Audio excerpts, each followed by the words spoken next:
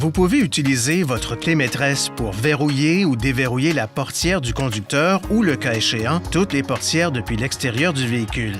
Pour verrouiller une portière, tournez la clé vers l'avant du véhicule. Cette portière se verrouillera. Pour déverrouiller une portière, tournez la clé vers l'arrière du véhicule. Cette portière se déverrouillera. Si votre véhicule est équipé du verrouillage électrique des portières et du système anti-vol, tournez la clé sur la portière du conducteur ou sur les portières coulissantes à la position neutre. Puis tournez-la à nouveau vers l'arrière dans les 5 secondes pour déverrouiller toutes les portières.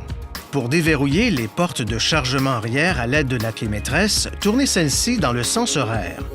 Vous pouvez verrouiller et déverrouiller toutes les portières en appuyant sur l'une des commandes de verrouillage électrique des portières situées sur les portières du conducteur et du passager avant. Si vous utilisez cette méthode, assurez-vous de ne pas laisser la clé à l'intérieur du véhicule. Vous pouvez également verrouiller et déverrouiller une portière à l'aide du bouton de verrouillage qui se trouve à l'intérieur de chaque portière. Si vous essayez de verrouiller votre véhicule à l'aide d'une commande de verrouillage électrique des portières, alors que la clé est dans le contacteur d'allumage et qu'une portière est ouverte, toutes les portières se verrouilleront puis se déverrouilleront automatiquement. Il est possible de verrouiller et de déverrouiller toutes les portières et d'allumer l'éclairage intérieur à l'aide de votre télécommande jusqu'à une distance de 10 mètres du véhicule. Pour verrouiller les portières, appuyez sur le bouton de verrouillage sur la télécommande.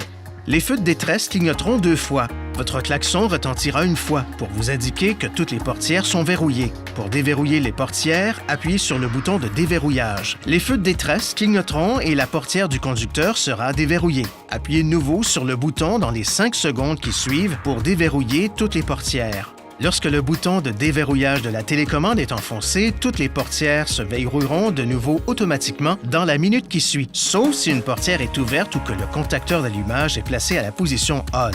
Si vous êtes proche de votre véhicule et que vous vous sentez menacé, appuyez sur ce bouton d'alarme d'urgence pendant plus d'une demi-seconde. L'alarme d'urgence retentira et les phares demeureront allumés pendant un certain temps. Pour désactiver l'alarme, appuyez sur n'importe quel bouton de la télécommande.